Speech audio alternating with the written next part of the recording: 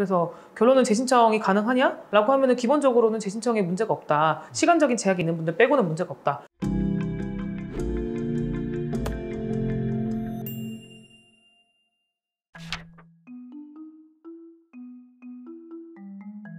상담하다 보면은 네.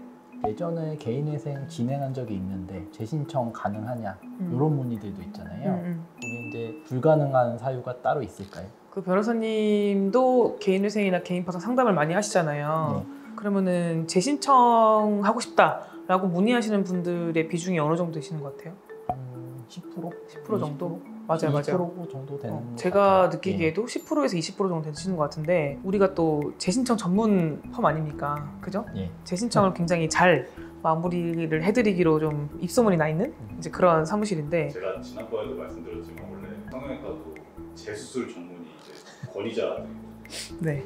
아니 물론 뭐 그렇죠. 재신청을 굉장히 이제 꼼꼼하게 분리하지 않도록 잘 정리를 해드리는 편이라고 저는 생각을 하는데 그만큼 재신청 사건은 저희가 신경을 많이 쓰고 있기도 하고 그런데 이제 기본적으로는 재신청을 당연히 이제 할 수 있죠. 기본 요건만 되면. 근데 우리가 이제 재신청이라고 하면 이제 개인회생을 기존에 뭐 한 18년도에 했던 분이 22년도에 다시 한다라고 하면은 기존 사건이랑 똑같다고 생각하시는 분들도 많아요. 근데 좀 체크해야 될 게 있는데 소득이 변동됐을 수도 있고 소득이 없을 수도 있고 그리고 채무가 늘어났을 수도 있고 신규 채무가 생겼을 수도 있고 이런 이제 변동 사항들이 있기 때문에 기본적으로는 이제 18년도에 진행했던 기존 사건과 22년도에 진행하는 새로운 사건은 아예 별개의 사건으로 전제를 깔고 들어가야 되는 거고 그래서 기존에 냈던 자료들이 아무리 많다고 하더라도 냈던 자료를 다시 새로 준비를 해야 되는 거라서 새로 평가를 받는 거기 때문에 기존에 통과되었다고 해서 지금 통과되는 것도 당연히 아니고 기존에 안 됐다고 해서 지금 안 되는 것도 당연히 아니에요. 그래서 결론은 재신청은 할 수 있다. 네. 대신에 이제 과거에 면책을 받았던 경우하고 네. 면책이 아니라 기각되거나 폐지됐던 경우하고 요 두 케이스는 좀 구분해서 봐야 되잖아요. 그렇죠. 그러니까 개인회생을 신청을 했다가 개신하기 전에 기각이 된 분도 있고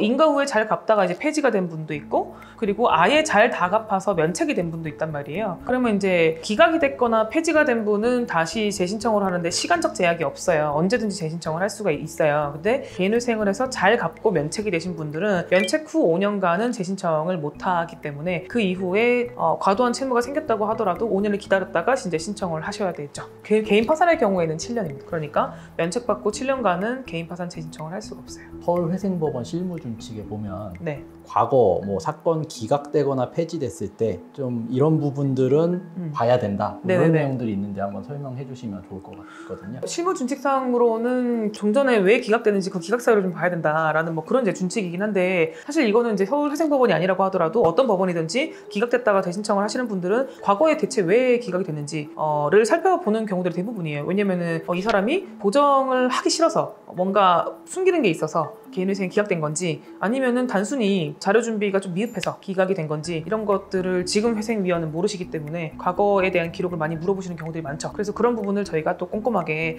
그때 우리가 일부러 이렇게 했던 게 아니라 말씀드릴 수 없는 여러 가지 사유들이 있는데 이제 요런 이유들 때문에 못했다. 그래서 지금은 이제 그런 부분 다 해소가 됐다. 이런 식으로 저희가 소명을 해서 넘어가는 편이죠. 저희도 그래서 상담 단계에 많이 물어봐요. 기존에 왜 기각이 됐는지 그런 부분이 과연 현재 단계에서 소명이 가능할 것 같은지를 이제 체크를 하는 편이죠.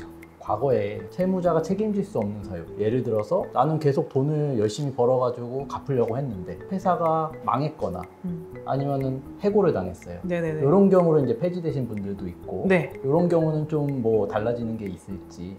두 가지가 있을 것 같아요. 첫 번째로는 이제 이분이 근로능력이 아예 없는 경우가 됐다고 하면은 개인 파산 쪽으로 다시 한번 요건을 검토해봐야 될 것 같고 그게 아니라 단순히 그냥 채무자에게 책임질 수 없는 사유로 변제금을 못 내서 폐지가 됐다. 그러면 당연히 재신청한다 아무 문제가 없죠.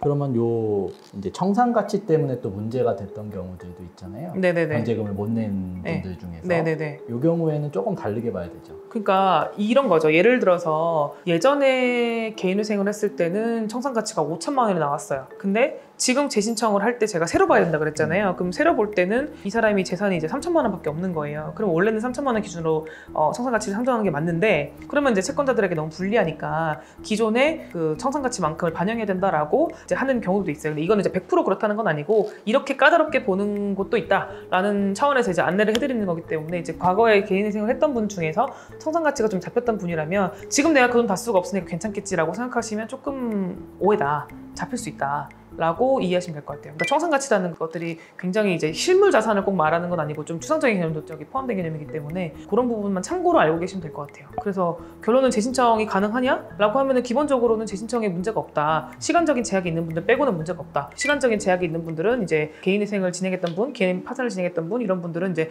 몇 년간 이제 신청할 수 없는 그런 제한을 받는다. 그리고 조건 자체는 새로 평가를 받아야 되기 때문에 개인회생이든 개인 파산이든 지금 신청 시점에서 개인회생이 가능한지 개인 파산이 가능한지를 한 번 더 검토를 해야 된다. 이제 이렇게만 정리하시면 될 것 같아요.